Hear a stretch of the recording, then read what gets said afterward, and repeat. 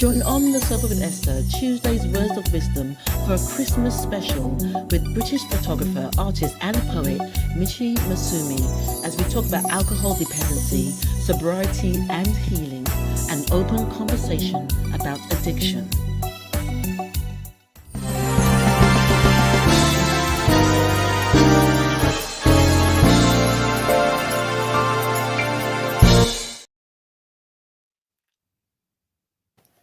Okay, there we go. Good morning, good evening, good afternoon, wherever you are across the globe.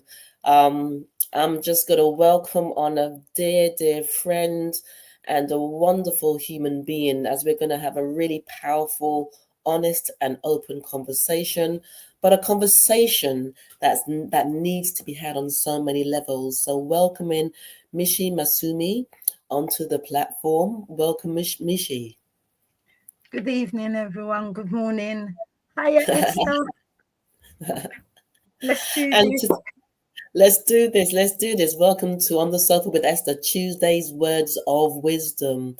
And we really wanted to do this show at this time as we come into Christmas, as we're coming into the festivities, as we're coming to the end of the year.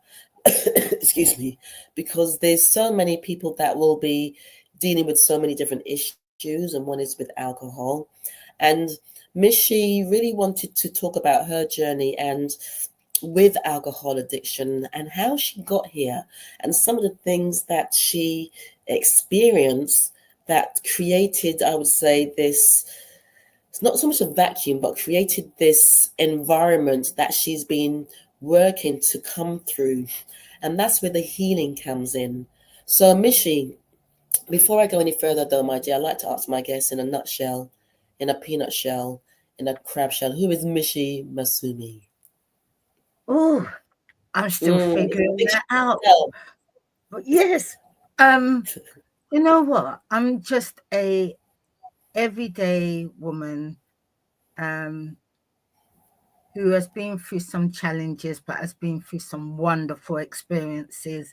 I'm creative, and I'm just learning that it's okay that I'm not perfect. It's okay for me to have my quirks. And actually, now I'm 50, I absolutely love the fact that I'm a little bit different. And that actually, that's the beauty of the world, that we're not all the same. But Absolutely. yeah, I think I'm just a person that if I can help by being transparent and honest about some of my challenges, then I feel that maybe I've contributed to something in the world that's of purpose. Brilliant. And why particularly did you want to come on the show, Michi, to explain about your addiction with alcohol and to share some of the journey around that? What was the reason at this moment in time, this time of year? Because I'm now in 3.5 years, past 3.5 years of sobriety. And my lived experiences, I can only talk, and I will only talk on my experiences because we're all different. Christmas was a really difficult time for me, managing my alcohol, and it was added stress that probably made me go even more down that line at the festive time of year. Also, we don't talk about it enough in the Black community, wherever you are in the world. We really do not. And also, the most important reason is the stigma that women who are dependent upon alcohol get in compared to men is absolutely unacceptable. And I think someone needs to stand up and say, look, it's an illness, we're sick.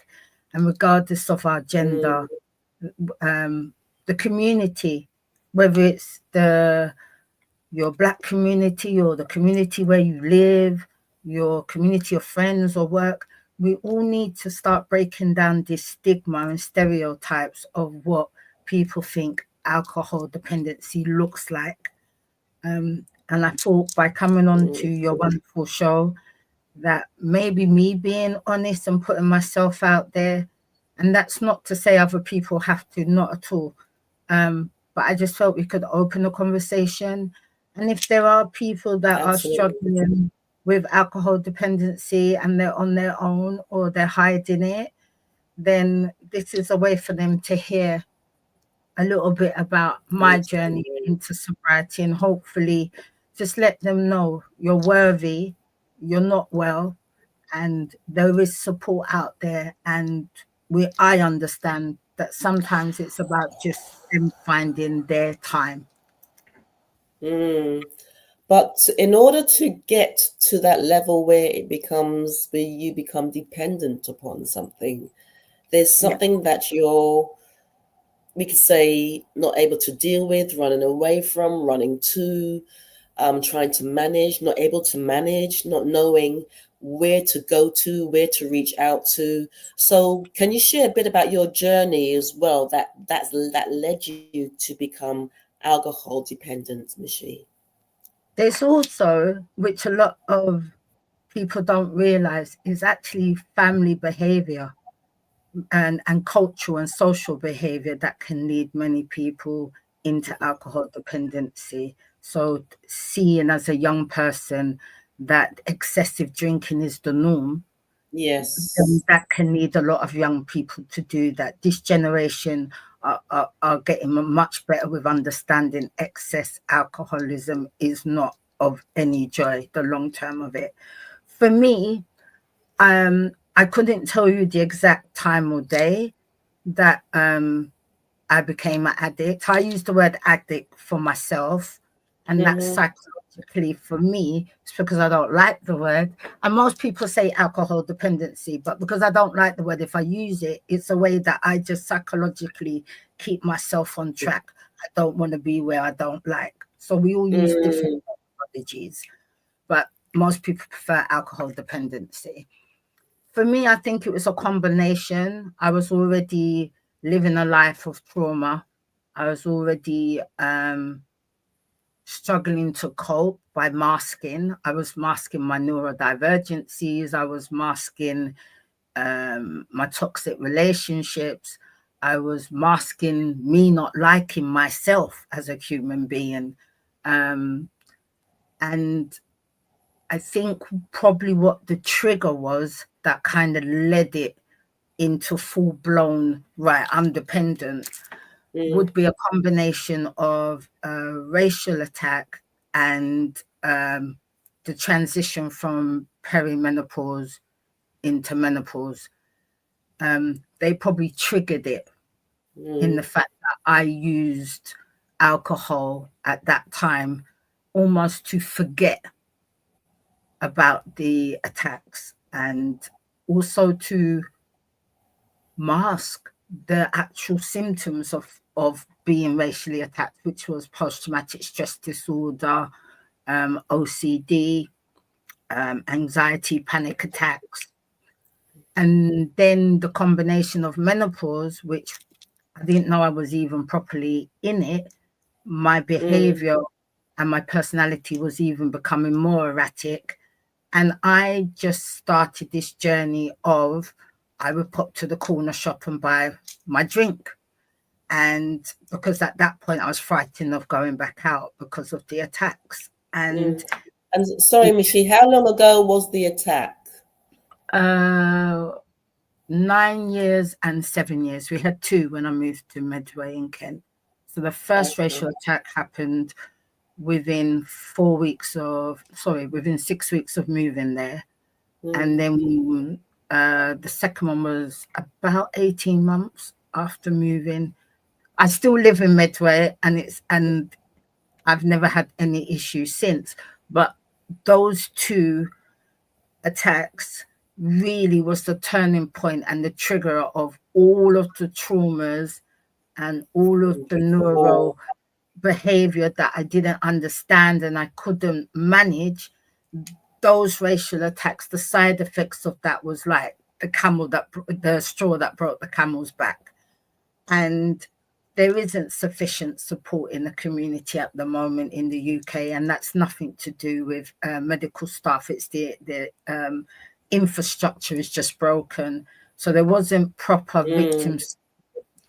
Um, and I didn't get much support in regards on how I was dealing with it. So the way I went about it, subconsciously, I wasn't consciously aware of it, was I need to de-stress, I need to relax. And societal way of doing it in the UK at that time was you grab a beer. My drink happened to Yeah. be vodka. I'll get a bottle of vodka. I'm scared of going out, so I don't need Mm. to socialize out. And I became an alcoholic at home by myself, which is so pubs and venues and that was never an issue for me. Mm. Where I think it got out of hand was when I started to realize I don't remember things, completely don't remember things. Um, and I found myself struggling not to have a drink. And then it started that I was structuring my day around alcohol. Okay. So I was very clever with like asking my partner to become the main driver of my car because Mm. I knew I would never drink and drive, and I never have that. Okay. But I knew I wanted to drink, and so Mm. drive everywhere and have the car for the day. Because if I want to drink, there's nothing stopping me. I don't need to worry about the law or moral stuff that's dealt with. I'm not driving. Mm. So I became clever in a negative way to be able to continue my behavior. At that Mm. time, I didn't realize I was already dependent on alcohol. I You just were in thought, survival mode though, weren't you? Do you feel you had moved into a place of survival?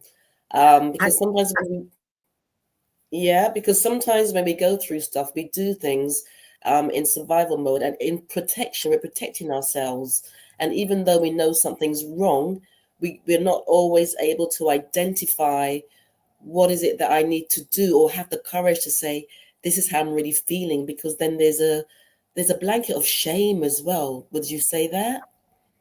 I think when I started off, I would say I wasn't even aware of that. That's Mm. something that's right towards the end of the line. I think for me, I had no idea what it was. But by the Mm. time it started, and I remember I had a really honest conversation with my partner in the car once, and I said, I think I'm drinking too much, and I'm wondering if I should go AA. And I remember Mm. him sitting in the car laughing, and that made me go, yeah, yeah, maybe I'm being dramatic. But I, Mm. looking back now, really, I shouldn't have relied on somebody else to say yes or no.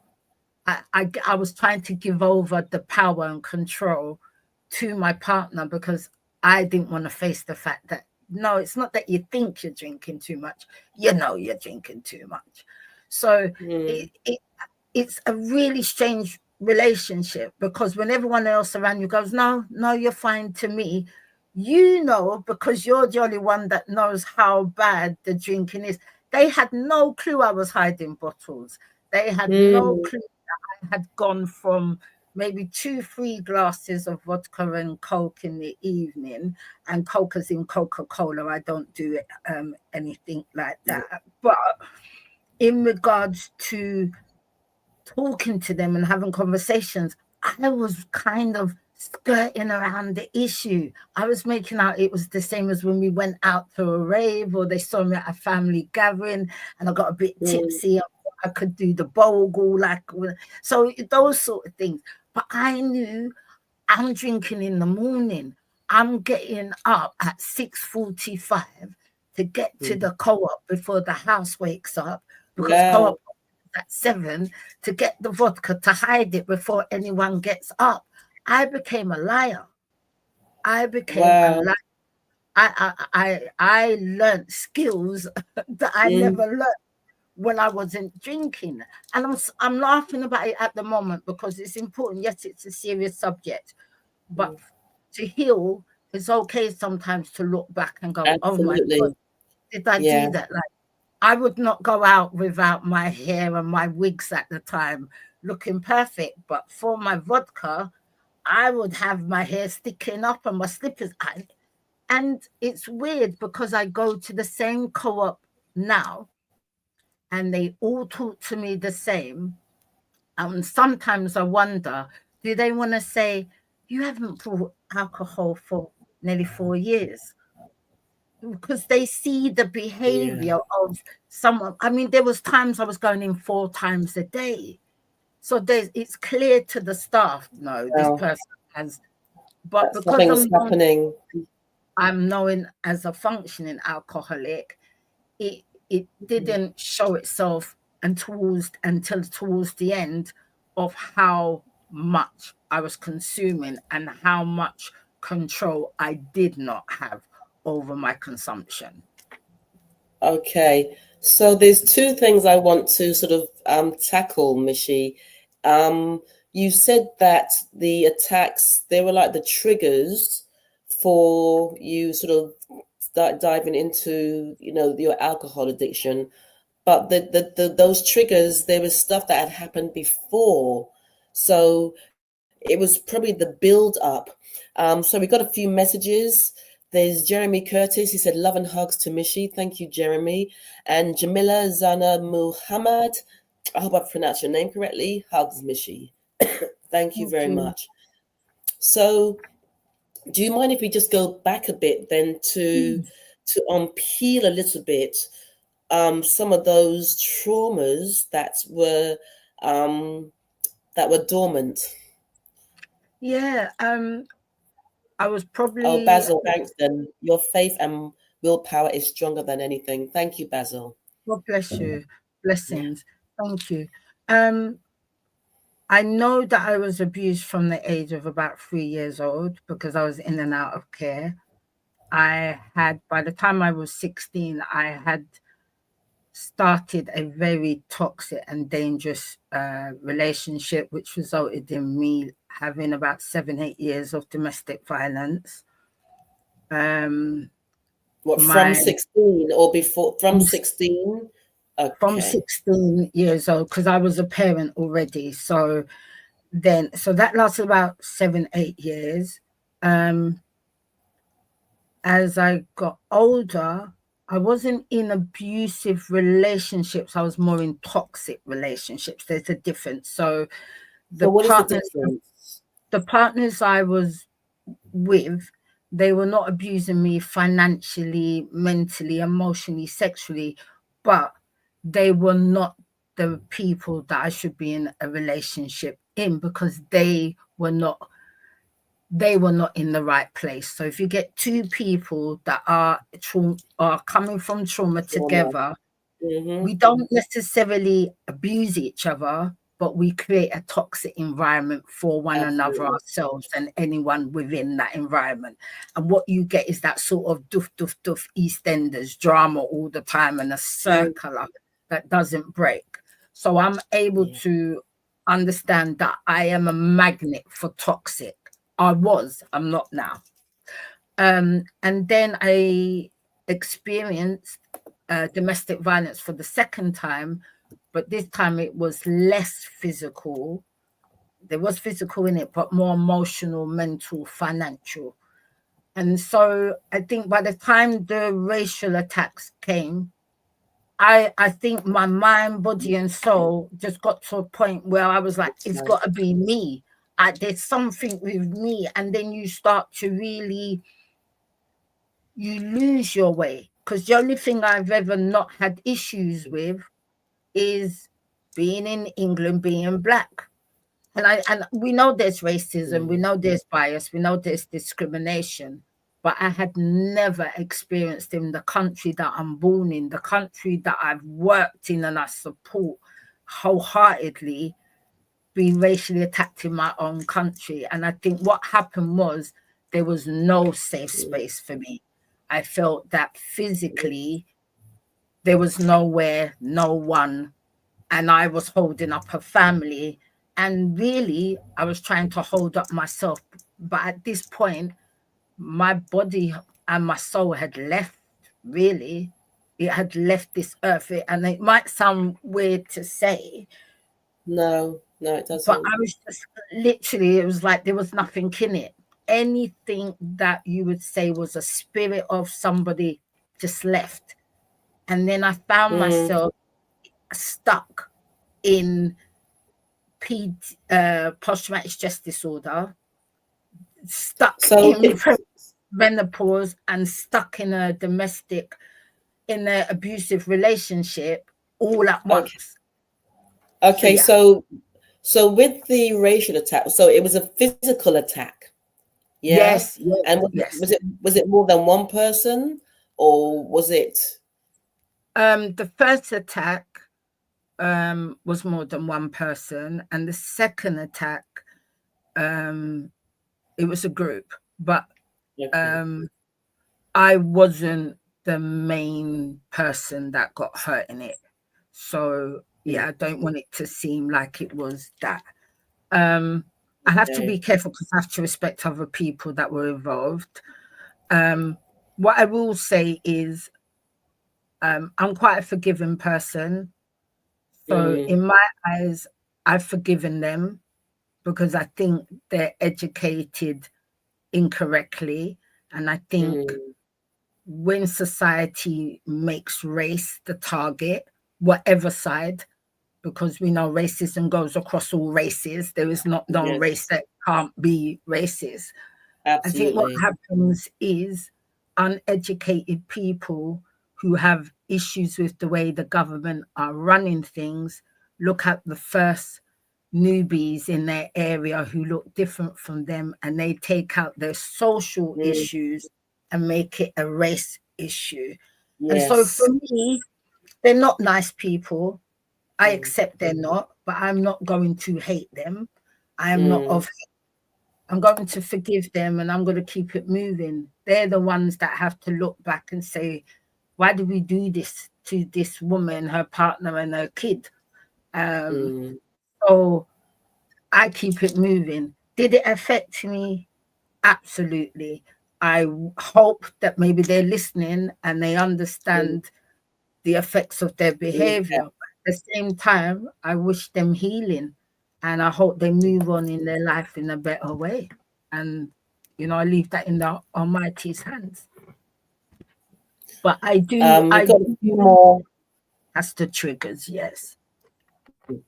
Okay, so we've got a few more comments. Jamila, keep standing strong, tall, beautiful queen. At Mishi, Thank, you are whole. Your light shines and will continue to shine brighter, sweetheart. Alison thank you. Edwards, loving the honesty and clarity. Perimenopause, menopause can have such a significant effect on mental health. Never mind everything else you have dealt with. You are stronger than you know. Absolutely. Thank you. Thank you for your comments. And if there's any questions you'd like me to field to Mishi Yes, as we have this discussion, let me know. And just to say that this is just this interview today is going to be an oversight into Mishi's journey, and what we're going to be doing in the new year is having a regular segment delving deeper into this conversation, because there are so many parts of this conversation that we can dissect. So thank you, Michi. So what I would like to do now is understand what was the, I know you've mentioned the sort of catalyst for you turning to alcohol, but what was the catalyst when you realized I've got to do something about my addiction? it was a 3-year journey. Yeah. I made a promise to you and myself, and the Most High, I'm going to be absolutely as transparent as honest. I tried for 3 years. Um, so the journey was attended. The catalyst started the second suicide attempt since I've lived in Medway. So in 2017, Christmas Eve, I decided to overdose. I just got to the point, which now I realize was the menopause, that Right. absolute, the fog, that everything, I'm a failure. What's going on with me? Why can't I do? And it just all came out, and I was like, I don't want to be here. I know I don't want to be here. I don't Mm, deserve to be here. I'm a horrible person. The list just went on. I couldn't find one thing that I was worthy yeah. of. I found a Mm, thousand things what I wasn't worthy of, which is amazing. And um, I woke up in Medway Hospital on a ward, and I thought I had died because, and I have to laugh because there were three older white women in the ward. You can imagine I haven't woken up for quite a while. It was that bad. And I looked, and obviously I'm a bit, what do you call it when you're a bit dazed? And I literally said, "Am I dead?" And they said, "No." I'm laughing now, but I had a conversation, and if they are listening, thank you so much, you angels. Absolutely, thank you, Angels, absolutely. angels, because they were older women who were sick, had family and friends. I was on my own. I'm from a different culture, a different race, and I had been through the racism when we came in Medway. So I was expecting to get similar behavior, which is why you should not just follow the stereotypes, get to know people's characters. And they saw I was a younger woman Absolutely. and I was in pain. And what they saw was, let's talk to this younger woman. And they said, there's a reason why you didn't die, because you've been out for a while. And they did say it was, and they told me whatever it is, you've got to find a way to heal, because Mm, you're here for a reason. And I didn't take that in. I didn't take it in then. So I hope if they're listening, thank you, you angels. I I think it was the starting point of me cleaning out my ears and listening.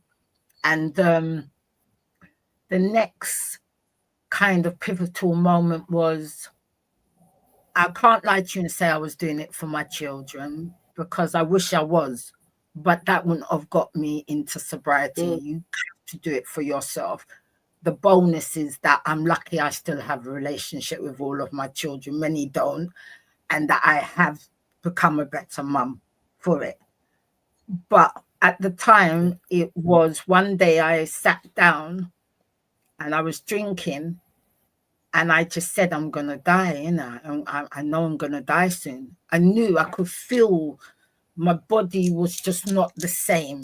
The weight on me, everything. And I just felt mm, within myself that I was waiting to die.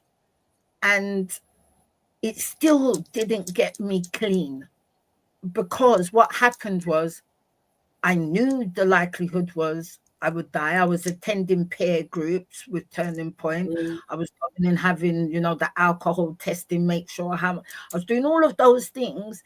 And I was watching other people going through a similar journey as mine. And unfortunately, some didn't make it. And that still didn't make me say, put down the drink. Because what happened was, my lack of self-belief, my lack of confidence, my self-esteem have been broken in so many right. places throughout the years, that by the time 40 odd years had come up to that pivotal moment, I didn't believe in me at all. I really didn't. And so my Mm, thought became, not that I was going to die, was actually, you're going to die, but you can't stop, because you won't be able to do it. You won't be able to do sobriety. And it was actually Turning Point doctor that said, why are you here when you've reduced down? You can stop now. You don't need medication. You've done it your way. You've reduced, you've followed the steps, you've chosen holistically to do your start of your sobriety. And that's not to advise anybody to go and choose a holistic method. If you need to look at stopping, I advise you to do some research and talk to the professionals. But I personally chose to do a holistic way of doing it. And mm, I still couldn't pick a date. They said, right, pick a date that you're going to stop. And I was like, well, February's Valentine's. I'm mm, single. So what did that mean to me? Christmas, and I made every excuse. Well, they tell you not to stop at Christmas because of the pressure. Why don't I mm, do my birthday in April? No, because I will drink then. Any excuse not to pick a date. What you doing in July? Well, I might have a drink with some of my student friends. So I started to mm, procrastinate. And then what happened was, I made a deal. I made a deal with myself. I said, do it and don't tell no one. If you fail, they won't know. I don't know why that made sense in my head, but I was like, do it and don't tell no one. Just start. Mm. And then I was like, you ain't going to do it. And then I said, right, you know what? I'm just going to do it tomorrow. I'm going to do it tomorrow. I started to wean really down to the point was like, I could have then started that journey. But my Mm. mind was going, you're going to fail. The kids are going to think you're a crap mum Yeah. again. And the moment that little naggy brain starts and The monkey chatter. your Yeah. solution to any issue is a drink, you go, Mm. okay, back to the co-op, let me buy. I'm sorry, co-op. I'm not saying they deliberately, they have probably didn't even really know, as in the organization, but that just happened to be my corner shop. And so off I would go. And it was really family, two aunties. They were like, well, right, we got you. So what's your excuse now? Because I Mm. started to tell everyone, I decided, do you know what? I'm going to say to people, I've got an alcohol problem. I'm addicted to alcohol. And part of me did that because I was hoping someone would wave a wand and go, right, we fixed you. I didn't want to Mm. be accountable for myself. Imagine that. Because I'm But is 15. that because? But is that because, Michi? Sorry, is that because you would have to face why you would have? There was so much to face. I Why think you it was, were? I didn't want to be accountable because what came with accountability was far more, like you're Mm. saying, than Yeah. the alcohol dependency. Everything. But it was actually my kids. I didn't want to have to understand that, you know what, me, you've always tried your best. But this time, in my eyes, regardless, to be fair, I don't really care what the rest of the world thinks. I care Mm. about what my kids think and what I think and what the Most High thinks.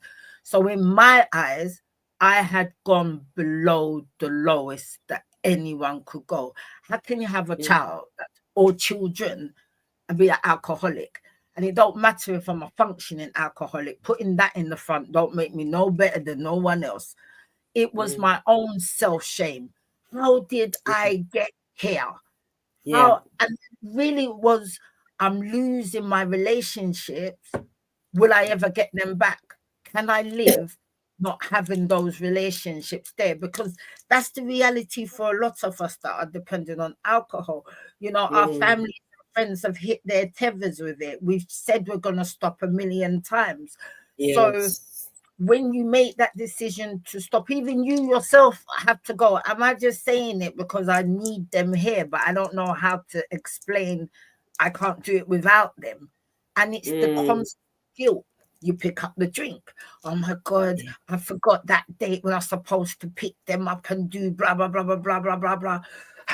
I'm a bad mum, I'm a crap mum, I'm not worthy, and you drink. Then you stay in toxic In relationships that because cycle. I'm rubbish. Right. This cycle does Yeah. not get broken. So what I decided to do is like, you know what? I'm gonna put a hammer to it, smash it. There's no cycle. Then I'm gonna have to learn how I walk on broken glass. That's exactly Mm. what I got to the point Brilliant. where I said, right, I'm going around the corner to the vape shop. I said, right, can I have the first vape you got? I'm doing the cigarettes as well at the same time. I'm not drinking all the cigarettes because I'd smoking by then for about 40 years. Excuse me. And everyone was like, don't do both. Don't do both. It's too much. But I've always been a person, it's all or nothing. And I was like, Mm. you know what? I'm sick of smoking cigarettes. If I'm going to withdraw, I ain't doing it twice. So I'm just throwing everything in the egg basket Everything and let's all go. in. Right. And I remember I said, right, buy the small vodka bottle, the one for about five, Mm. 6. And I remember looking at the vodka bottle and I said, okay, well, it's no more pouring a glass, it's the top. So I weaned down from 2 to 3 liters a day to the top that you screw off and pour Mm. because This is really important. Anyone who has an addiction to alcohol, or who is alcohol dependent, must not just stop. So please, family and friends, if you know Mm, someone you're worried about them, do not encourage them to just stop. You can kill them. You can leave them with lifelong serious illnesses. Our bodies is dependent on it. mm, To remove yeah. it without professional, proper medical care and a plan, our body can really put us through it, and we may not survive. Because a lot of people used to say to me, just stop, and they Mm. didn't understand I There's a can't stop. process. There's a Yes, process. I had to there's a wean down process. because my liver, everything Mm, else, fits, all sorts of things. I have a heart condition. I had a fit that caused a heart attack by just going, yeah, I'm just gonna stop. Like, why didn't you listen to all the medical advice? Because they were telling me don't do that. But the pressure of people who are not educated yes. or do not want to learn about the illness to understand how to support as much as they can, will sometimes they don't realize adds the pressure. And we get to that point where we're like, yeah, if we just stop, we'll be fine. And Mm, worse, you can sometimes do it while you're under the influence. You make that decision. I'm lucky. The only side effects I've got is memory.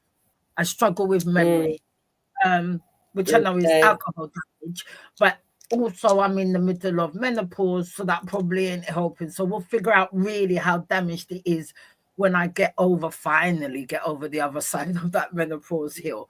But Mm, the decision to do it, when I poured the lid and I was like, okay, this is my last drink. I didn't believe it was. mm, I was saying to my auntie who drove all the way up from Luton, because you had to have someone with you. And my partner that I had previously before we split up, every time I came to stop him, he would disappear. And so I didn't have okay. someone with me. So I Support. was unable. So I was doing this cycle. But that's neither here or there, because I got there anyway in the end. Mm, My auntie, bless her, who came up and she sat in the chair. And I remember thinking to myself, the first day, how do I have a drink without her knowing? My first thought was, I'm mm, breaking it. I hadn't even gone overnight. She doesn't even know this.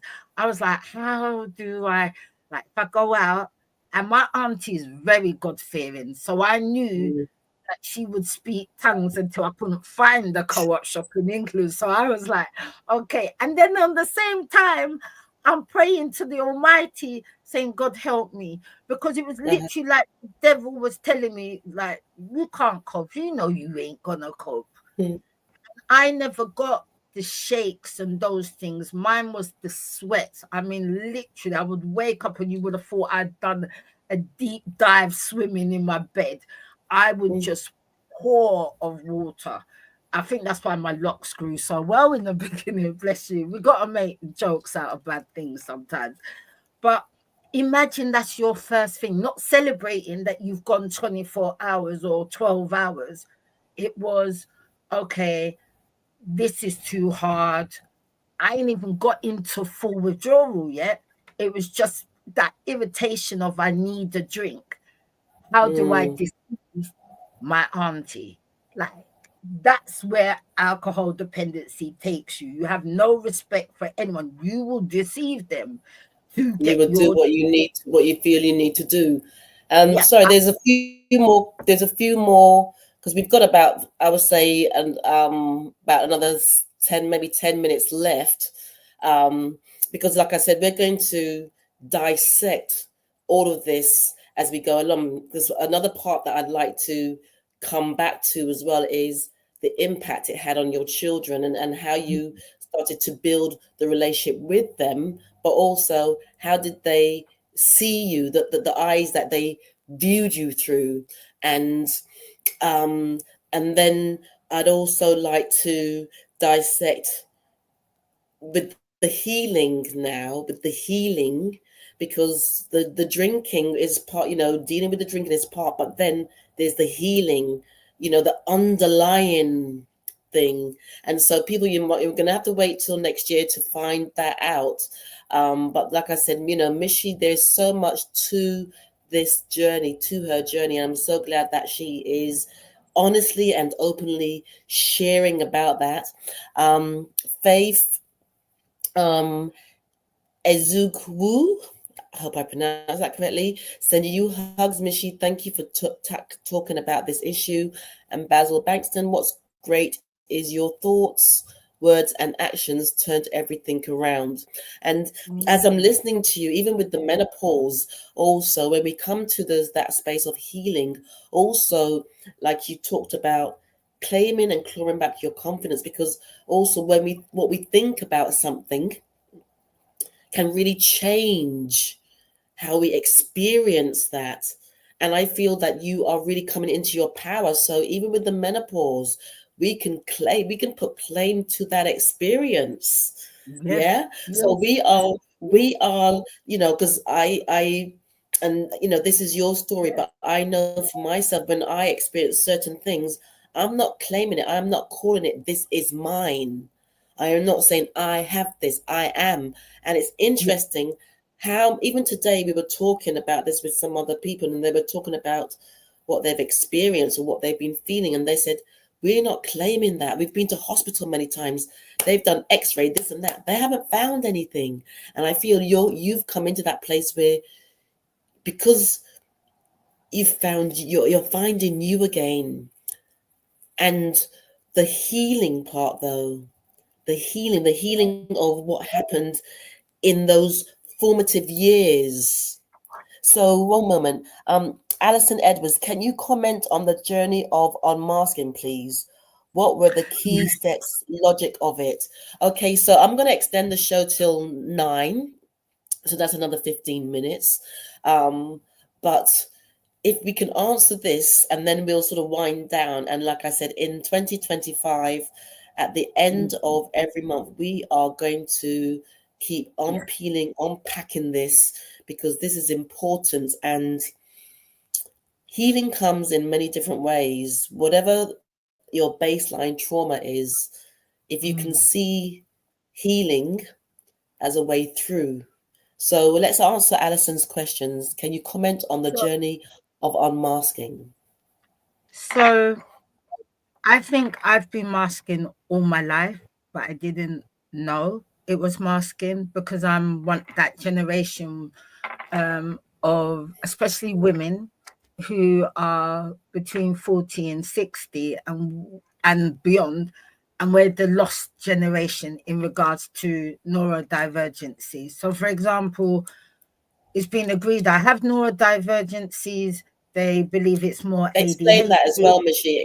Explain. Can you explain that as well? The Neurodivergency. way I the way I explain my neurodivergencies, which is mostly ADHD with crossover of autistic traits and behavior, Asperger's, is that I I communicate and see the world very different. I like my own company, my own space.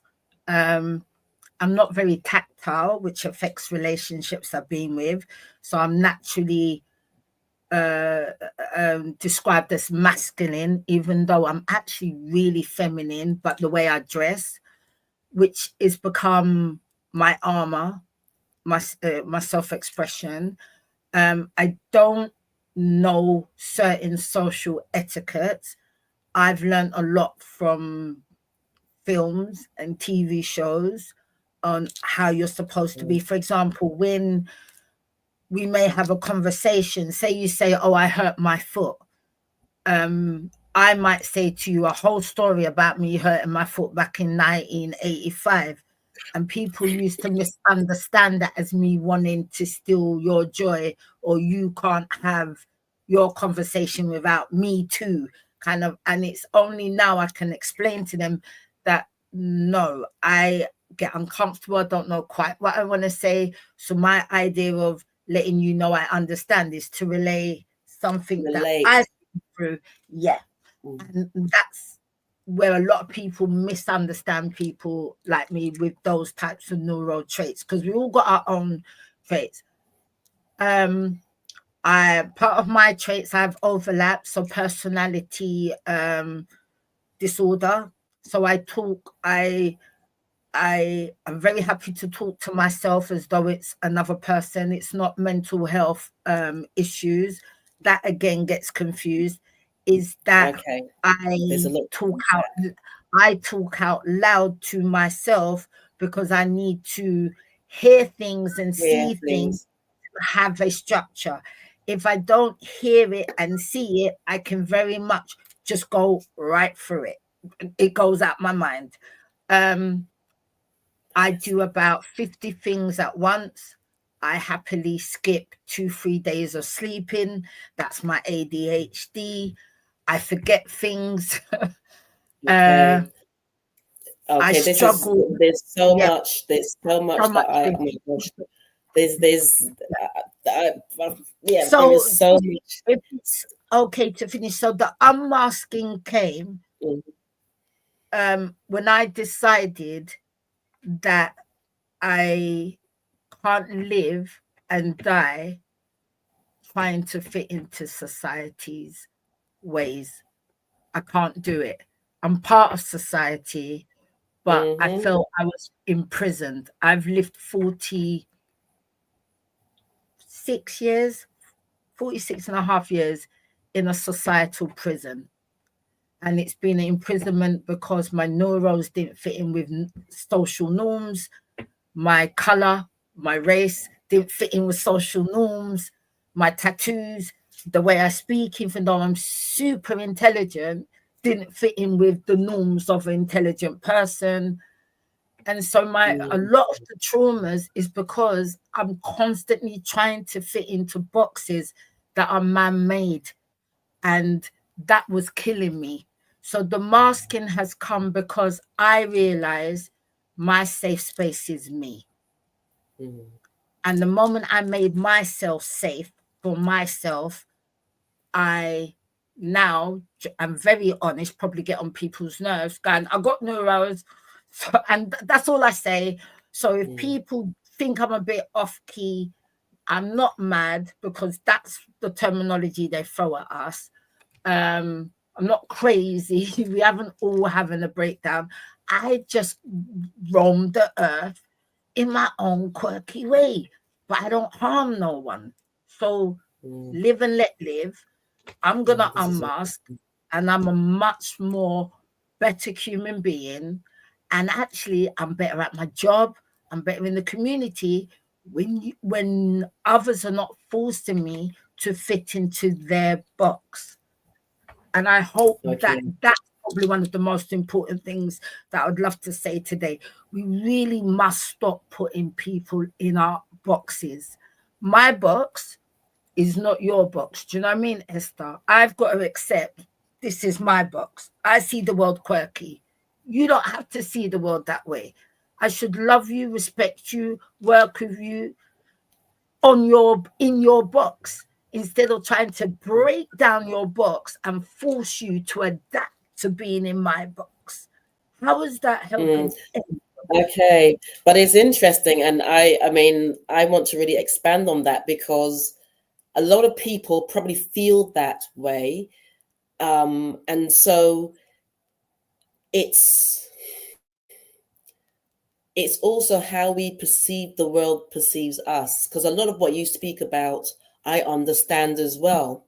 And but because you found yourself, some people put tags on it, some people don't. And so a DGP channel, we love you. The minute you began Thank to be you. you thrived. And that's the thing, there's so many people who feel that they're different, they're this and that. And but yet when we become comfortable with us, because we can take 10, 20, 30 people and each person would feel that they're different or they've had this. And yet when you stand back, it's for us to become comfortable with who we are. I think also, I'm going to throw this out there. Also, society, as a society, wherever we are in this world, we've got to stop with this judgmental stuff. We've got to stop. We've really got to stop. We're killing our, misunderstanding. But we're that's killing humanity here. Like, it's really strange because obviously I fell pregnant at 15 and I was a mum, really young. And I see people talk about single mums and young mums like we're not of no worth. But how do yeah. you expect a young mum to be of worth at that young age when she's learning her worth? If we're all kicking her down, I'm just using that one example. We've got this thing And yeah. going on at the moment where whatever's going on in another part of society, we play God. I wouldn't do that. They're disgraceful. They're this. Well, you might not have never been in that situation. Like, you may be able to say morally, I disagree with that. No problem. I agree with that. But why are we battering someone who might be in pain, might be hurt, might be and struggling, and that's may never and had that's why. someone say, let me help you. You might need Absolutely, something. and that's why healing. That's why healing. We're at this thing now, because as an energy healer, that's why healing needs to take place. Like I was trawling social media today, and the conversations, no matter what it is, they are putting down. They're constantly putting down everything that you're scrolling through. They're putting down. They're tearing down. Whether it's the celebrities or whether it's this and that, they're putting down. Someone puts up a picture and they're tearing down, tearing down. And like someone said last week, so many people, they're behind closed doors and they're constantly throwing daggers. And that's why there's so much judgment out there, because people aren't dealing with their stuff, but behind closed doors, they're faceless. And it That, seems that they feel it seems to absolve them. They feel it absolves them from facing reality. And so what I'm going to do now, excuse me, sorry. Michi is my baby's nanny. She is thriving and speaks so much sense. She is an inspiration. She is an inspiration. And Thank so you, my baby. I love you too. I know who you are. I love you. Thank you for having my back. Enough love. Can I what we're just going to quickly do, say just one quick question? You're you can right. indeed. Behind closed doors, people are not healing. They're not. But also, society is going through trauma, and society also needs healing. So we have a responsibility for our individual selves as parents. So I did therapy. I I I, Mm, I picked up the phone. I had no money. I was like, Midway, where's your free therapy? I went mm, through talking therapies, and I remember going, okay, only rich people do therapy. And what got me to pick up the phone is I watch a TV series called Couples Therapy. It's one of my mm, favorite programs in the world. And when you see therapy isn't about, and this is where people get confused, therapy is not about fixing. Therapy is about you absolutely. understanding yourself so you can evaluate your situation you're in and you can make informed decisions. And Decisions. that is Absolutely. when I said, you know what? You have been living your life knowing yourself through other people's interpretation of you. Who Mm, are you? Let me yeah. pick up talking therapies. I went online so you don't have to phone and wait. Put it all in. Did 16 weeks. Did it cure me? No, because that's not the purpose of it. But it brought Did about it an inform? awareness. It brought And I about an awareness, and it reduced down my started the journey. OCD from that. Absolutely, and it started a journey. And it's interesting because when we said it's society, but we are society. See, Yes, each one of us creates it. We are society. Society cannot be without us, and society is at a breaking point, because in the background there's quite a few young people who are really trying to reach out, really reaching out. And yes, so with your message of it's okay to reach out and do a talking therapy, it's okay to reach out and do some sort of healing, it's okay, because it's part of the journey. And on the other side of that, there's a freedom. Well, ladies and gentlemen, I've literally got yes. um 5 minutes left, so I just want to first and foremost say a huge Thank you to Michi. I've really enjoyed this conversation. Thank you And for like I said, having we're me. going to break things down in 2025.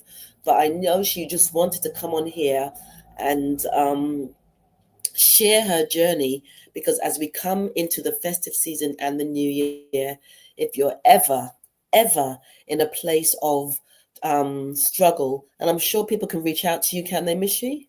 Yep, I'm on Facebook.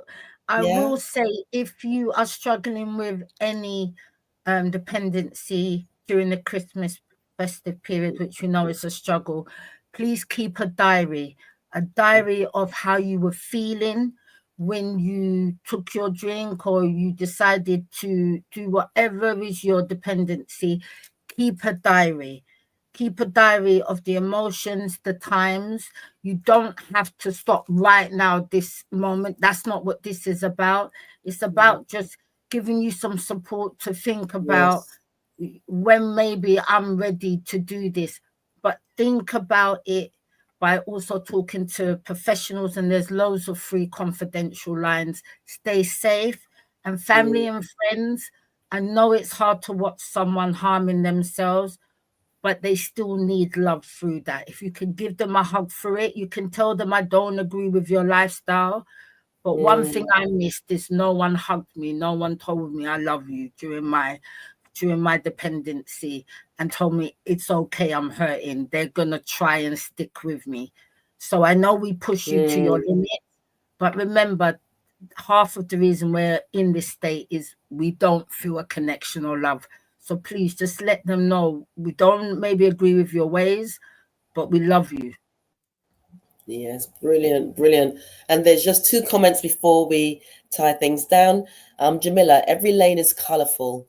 If we appreciate each of the colors as unique in their lane, together, the lane will spread light to the universe and humanity will live better together. And Basil Bankston Amen. says, thank you, Esther Austin Global and Michi, fantastic broadcast. It's a, Thank you. excuse me, it's a great inspiration. And ladies and gentlemen, I'd love to say thank you to all those who've left a message, who's watched this podcast. Like I said, in 2025, watch this space. This is my last live podcast, but I will be broadcasting, just doing a bit of a rerun over the Christmas period. And I must say, on the 29th of December, I'm going to be doing a coming together of lots of the artists that I interview on my Sunday show. We're going to have a big jamboree and a big celebration. Michi, love you lots. Looking forward Thank you. to Merry the Christmas. next few years. I'm wishing everybody a wonderful festive Yes. season. Take Merry care. God Christmas. bless. Love you lots, Yes. girl. Thank Blessings. Love you. you. Thank you.